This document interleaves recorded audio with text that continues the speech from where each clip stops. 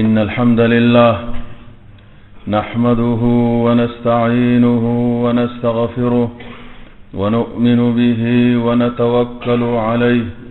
ونعوذ بالله من شرور أنفسنا ومن سيئات أعمالنا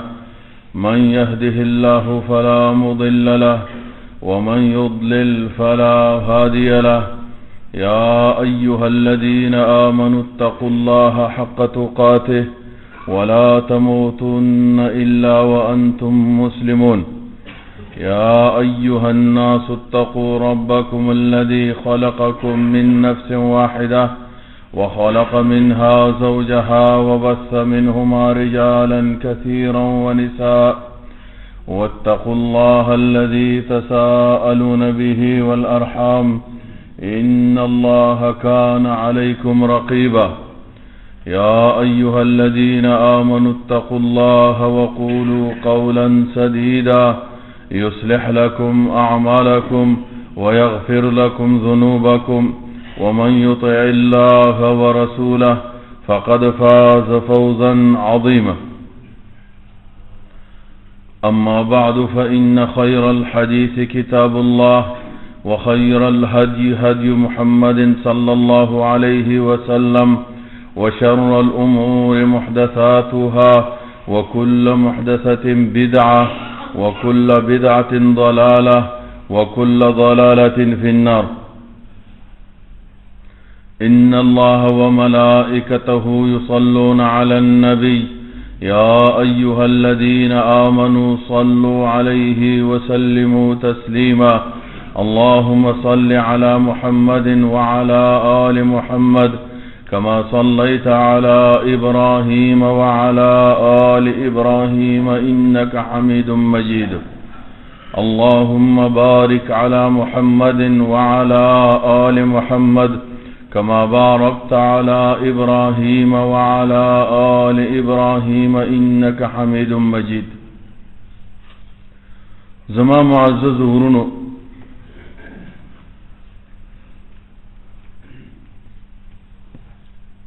انسانان او جنیات رب کائنات د خپل عبادت د فار پیدا کړی دي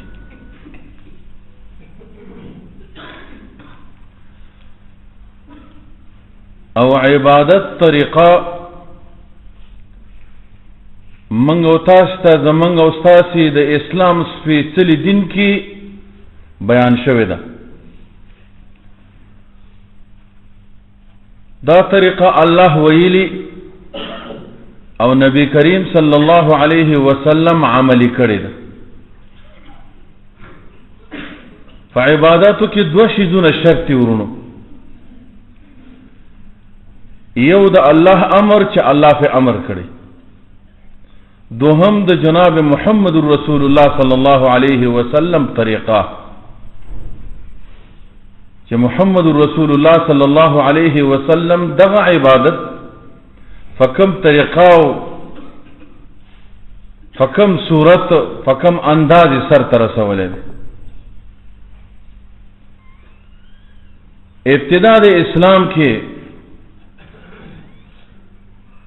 چونکه د کفر او د شرک زور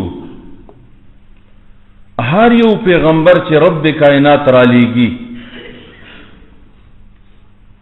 ناغه د شرکیاتو او د ظلماتو د ختمولو د فاره هغه وخت کې شرک هاوش ته رسیدلی ټول دنیا په شرک مبتلا وي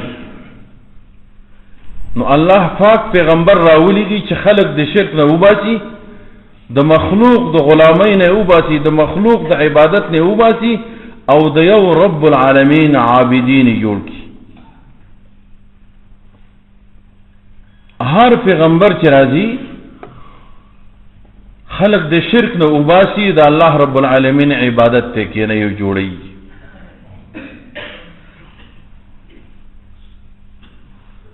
نو بعضی کارونه زمنګ استاد دین کې ابتدا د اسلام کې ناروا نبی علیہ الصلوۃ والسلام بداغه نه منه فرمایله مصلحت په خاطر باندې مکه کې بوتان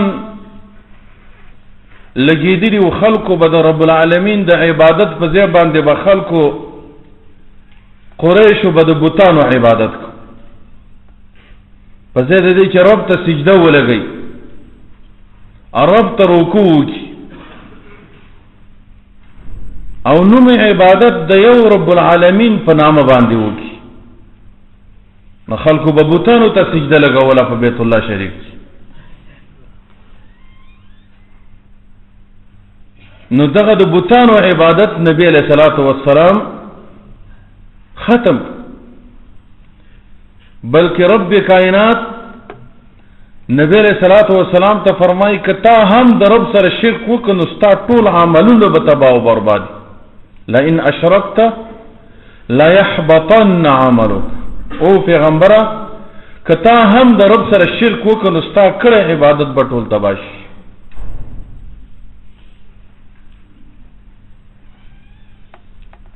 نو حدیث کی راضی نبی علیہ الصلوۃ والسلام فرمائی چې كنت نهیتکم عن زیارت القبور ما تاسو د قبرونو د زیارتونو نه ابتدا د اسلام کې منع کولای الا فزوروها واستاسو کولای شي چې د قبرونو زیارت وکړي فانها تذکر الاخره مقبره ته ورتګ او ته چې کله قبر ویني نو تا ته قیامت راځي چې دا مسلمان نن په دې مقبره کې پروت دی د دنیا نه کوچ کړی دی د دنیا نه سفر کړی دی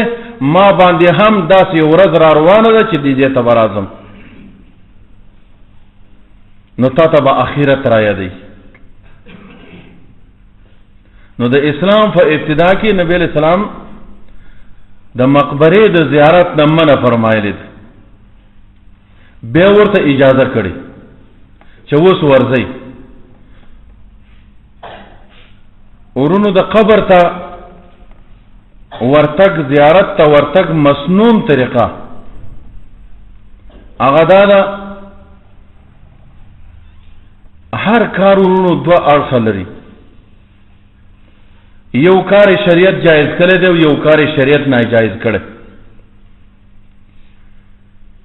یو سړی قبر لورځي په دې خاطر باندې چې هغه ته دعا وکړي او د ځان دپاره د اخرت دپاره یو څه ناڅه تیاری کړي او د دې نه متاثر شي نو مسنون طریقه دا ده چې کله یو سړی مقبرې ته ورځي کله چې نبی علیہ السلام ورغلی دی نو هغه دعا ویلې ده سلام علی اهل الدیار سلام علی اهل الدیار من المؤمنین والمسلمین وإنا إن شاء الله بكم لاحقون نسأل الله لنا ولكم العافية دا الفاظ او دغه دعا په مختلفو طریقو سره په کتابونو کې نقل ده سلام علی اهل الدیار بعض روایتونو کې راځي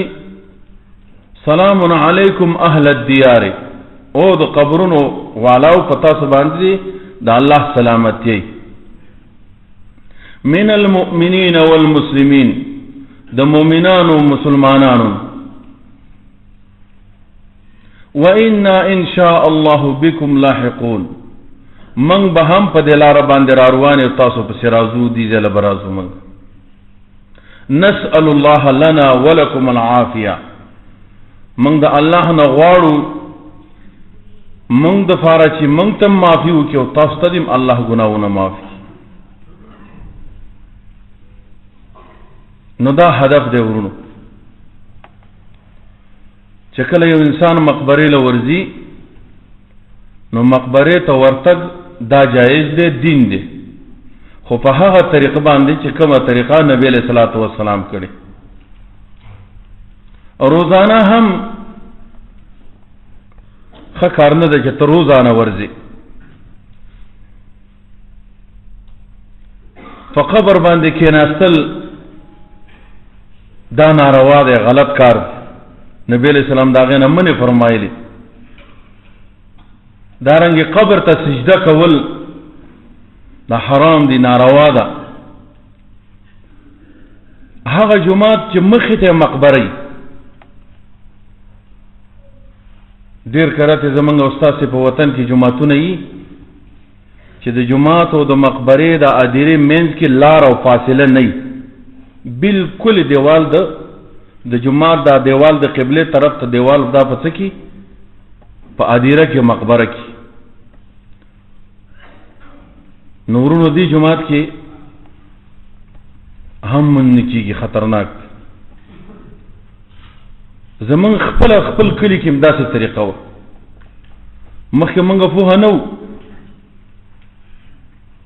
10 کاله 12 کاله د هجرت نه بعد چې زه کله لاړم او چې مې وکتل د جماعت د محراب نه قبله طرف ته ټوله ادیره د منځ پکې نه کېږي. نو ما خپل ورونو عزیزانو ته وویله چې ګوره هغه کته طرف کې منځ کوئ او بر منځ نه کېږي. ګوره ده ځکه نبي علیه السلام منع فرمایلې ده چې تاسو په قبرونو باندې مه کښېنئ ولا تصلوا الیها، نه قبرونو ته منځ کوئ. دیو جن تاسو ګورئ دلته چې کوم ځای کې جنازګاه ده، جنازه کې نو هغه د ادیرې نه یو طرف ته یې ګوره قبله سیټ ته که ادیره شاته یو دیوال د جماعت شاته قبله طرف ته نه هغه کې بیا څه نشته. بعضې خلک دا فکر کوي چې یاره نیتي د خیري که زه مړ شم جماعت دپاره مې ځمکه وقف کړې ده نو زما قبر په دې جماعت کې ما دلته ښخ کړي چې خلک راته دعاګانې کوي. پته خو ته نه چې دا ناروا ده. جماعت د عبادت دپاره دی، عبادت به یو رب العالمین ته کوي. او بلکې مسلمانانو ته ویلي دي چې تاسو چېرته کله دعا کوئ نو مردانه زنانه ژوندو مړو ټولو ته دعاګانې کوئ. دعا کې ورونو بخل نه دی پکار. ژوندو ته مړو ټولو خپلوانو ته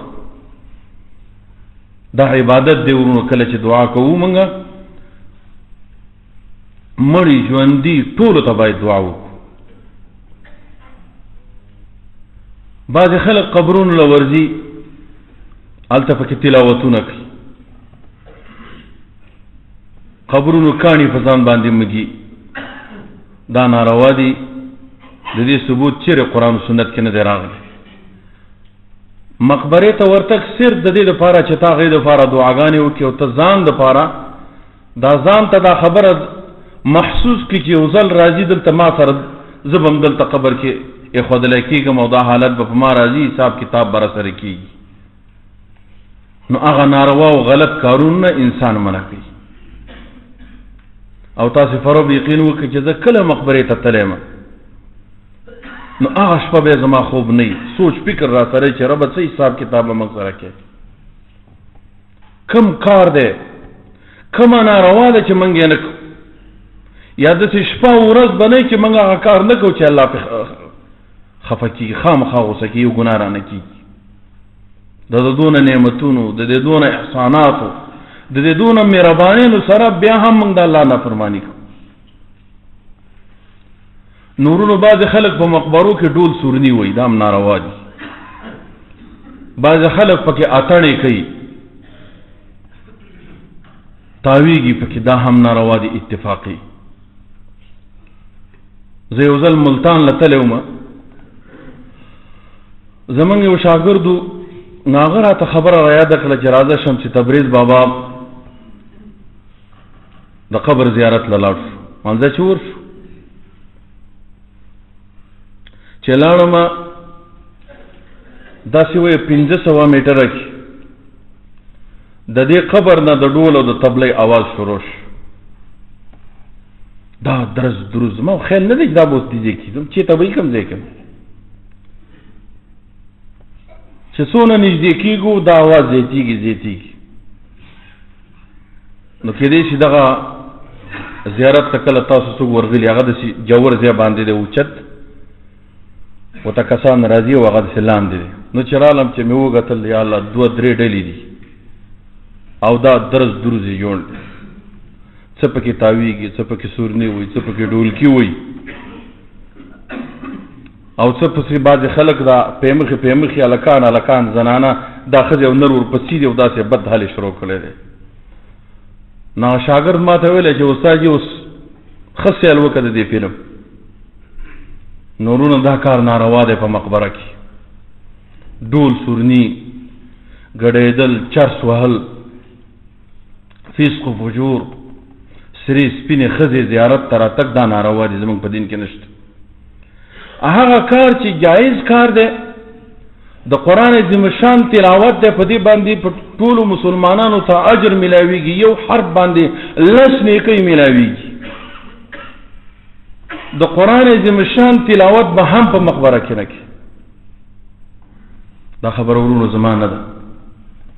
دا زمونږ استاد د دین امام اعظم ابو حنیفه رحمت الله علیه کړی ده. ځکه چې مقبره دا د عبادت ځای نه دی، اصل کې مقبره دا هغه ځای دی چې تا سره سوچ پیدا شي چې یو ځل به راځي دلته و آخرت دپاره تیاری وکړه. نو مقبرې ته چې ورځي په هغه طریقه به ورځي چې کوم نبی علیه السلام کړي، په هغه طریقه به ورځي چې کوم خلفای راشدین وکړي، په هغه طریقه به زیارت کې چې کوم صحابه کرام وکړي. دا ورونو کتاب د فقه اکبر د امام ابو حنیفه رحمت الله علیه. دا په دې خاطر چې خلک وایي چې والله چې قرآن تلاوت یې منع، قرآن تلاوت دین دی دا به کوو، خو ټټۍ کې خو د قرآن تلاوت نه کېږي د هر ځای دپاره. نو قرآن تلاوت به په هغه ځای کې کوي چې نبی علیه السلام کړی، په هغه ځای کې به کوي چې خلفای راشدینو کړی، په هغه ځای کې به کوي چې تابعینو کړی، زمونږ استاد د دین امامانو کړی. اله به دا د قرآن تلاوت ثواب اجر لري. خو چې په هغه ځای کې زمونږ استاد دین اجازه نه کړی نه به کو. د دې کتاب په 228 نمبر صفحه کې د دې کتاب نوم دی فقه اکبر، بهترین کتاب. د دې شرح دا شرح فقه اکبر د مولا علی قاری رحمت الله علیه، عالم دی، حنفی عالم دی. ناغه په دې کې دا خبره نقلئی ثم القراءة عند القبور مكروهة عند أبي حنيفة ومالك وأحمد رحمهم الله. وقراءة د قرآن عظیم الشان د قبرونو خاصره دا مکروه ده په مکروه تحریمی سره. عقیدی مسائلو کې چې کله مکروه فقها استعمال کی، زمونږ د دین امامان استعمال کی، نو مراد د مکروه نه مکروه تحریمی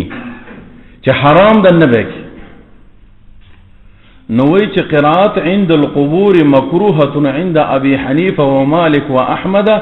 د امام اعظم ابو حنیفه رحمت الله علیه په نسبت باندې، دارنګه د امام مالک رحمت الله علیه، د امام احمد بن حنبل رحمت الله علیه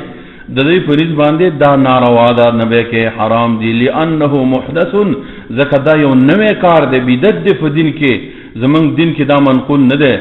لم ترد به السنه، دی مسله کې چیرې کتاب او سنت کې کوم دلیل نه دی راغلی چې نبی رسول الله ادیره ته تللی دی د قرآن تلاوت کړی دی، نبی له صحابه کرام تری دی ادیره ته قرآن تلاوت کړی دی، یا ناس دی فرضاً د چا پلارو پات شوی دی او ورځي او د قبر خوا سره ناس او تلاوت ور سره کوي. نه، اصل شه عام دعاګانې ووایه او د مغفرت دعا هغې ته وکړه، ټول ځان له مور و پلار ته نه، ټولو مسلمانانو ته به کې. بیا د هغې نه وروسته ډېر خلک داسې چې یو سړی قبر ته لاړ شي ولته وایي چې یا الله دا دیندار متدین دا ولی الله دی، یا الله د دې په حق باندې ما ته معافي وکړي، یا الله دا تا ته موږ وسیله کوو. نو دا مسله هم کړې ده په همدغه صفحه کې 228 نمبر کې وایي چې قال ابو حنیفه رحمه الله وصاحباه او داغه مرګري صاحبینو یکره ان یقول الرجل، وایي دا مکروه تحریمي ده چې یو سړی وایي چې یا الله د تانه غواړم د دې پلاني بنده په حق باندې، د په برکت باندې، د په مخ او جاه او جلال باندې، د مخ د نور نه تانه دا سوال کوم، دا حاجت زما پوره کړي، او دارنګه بحق انبیائک ورسلک وبحق البيت الحرام، تر دې پورې چې بیت الله شریف په حق باندې داسې به هم نه وي، بلکې دعا چې کته به وي هغه اسم اعظم یو دعا ده چې نبی علیہ الصلوۃ والسلام کړی ده چې دا دعا چا وکړه نو واپس کی الله یې قبلې. نو دعا کې چې کې وې بچ یا الله ستا په نوم باندې، یا الله ستا په اسماء الحسنا باندې، یا الله چې ما کوم نیک اعمال کړی دي دا نیک اعمال هم وسیله کولای شي. خدا نشي ویل چې د جماعت په خاطر باندې، دا نشي ویل چې د مړي په خاطر باندې، نه. رب العالمین دنیا کې خلق وسیله وړاندې کوي مشرانو ته، خو رب وي ته ډایرکټ سوال کوه ماته. وَإِذَا سَأَلَكَ عِبَادِي عَنِّي فَإِنِّي قَرِيبٌ. وَزَمَا حَبِيبا زَمَا أُمَّتَ زَمَا بندگانو تا. وَإِذَا سَأَلَكَ عِبَادِي عَنِّي کله چې تانا سوال کوي زما مبارک زما بندگان، نور توای چې انی قریب زنجدی موجب دعوت الداع اذا دعانی. څوک چې مانه دعا کوي ما ته طلب او حاجت وړاندې کوي نو رب العالمین وایي زه ولقبلوما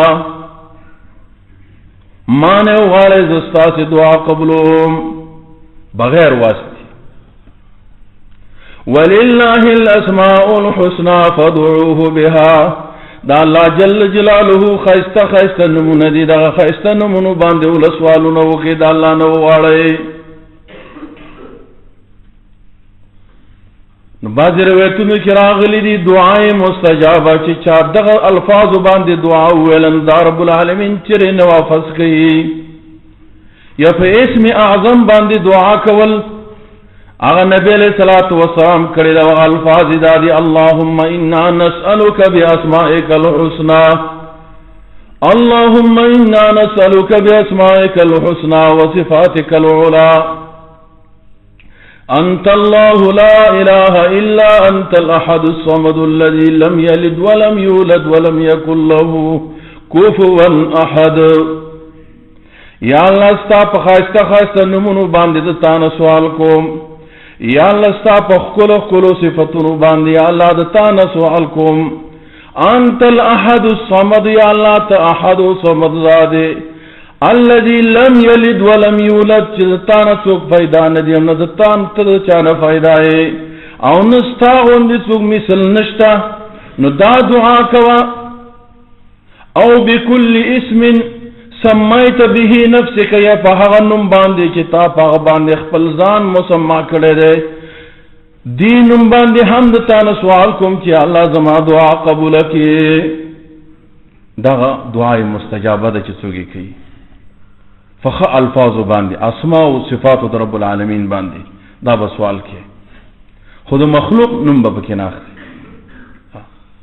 نو امام ابو حنیفه رحمت الله علیه وی چې دعا کله کې قبر کې ام دا بنوي چې د دې ولی په خاطر باندې د دې قبر په خاطر باندې نه، ته به دا وی چې یا الله دې ټول ته معافي وکړي ځکه د دې مړي په منګ او تاسو ژوندو باندې حق ده.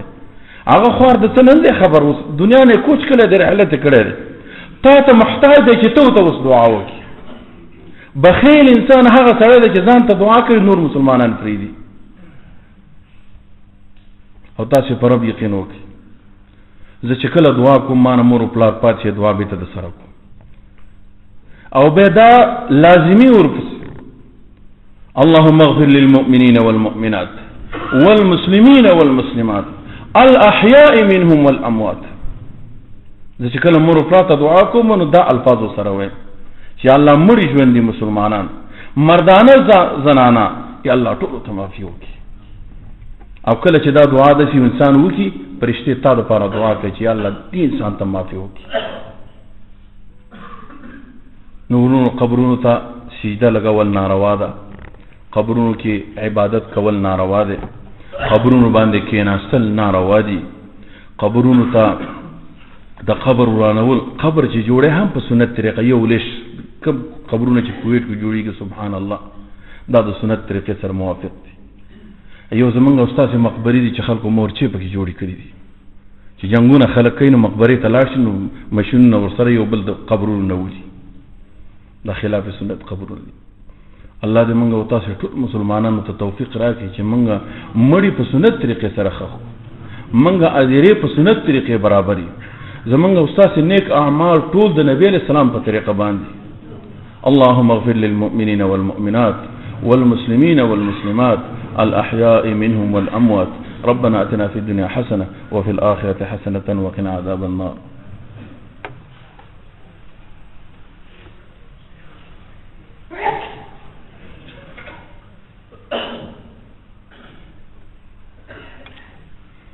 الحمد لله رب العالمين،